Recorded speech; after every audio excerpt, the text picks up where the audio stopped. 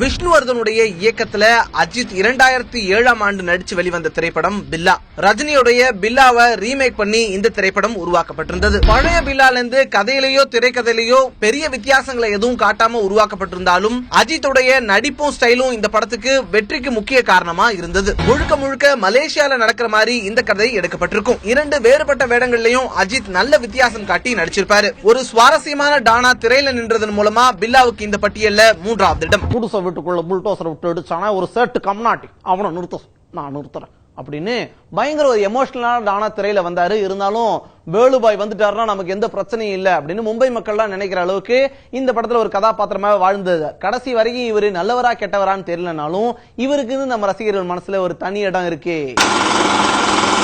இந்த பட்டியல்ல 2வது இடத்தை பிடிக்கிறாரு வேலு நாயக்கர். மணிரத்னத்தோட இயக்கத்துல 1987ஆம் ஆண்டு வெளிவந்த திரைப்படம் நாயகன். இந்த திரைப்படம் இதுவரைக்கும் தமிழ் சினிமால வந்த டான் திரைப்படங்கள்லயே வித்தியாசமானதாகவும் தனித்துவம் வாய்ந்ததாகவும் இருக்கு. தமிழ்நாட்டில இருந்து மும்பைக்கு போகக்கூடிய ஒரு இளைஞன் என்ன மாதிரியான பிரச்சனைகளை சந்திக்கிறானோ அந்த பிரச்சனைகள்ல இருந்து அவன் எப்படி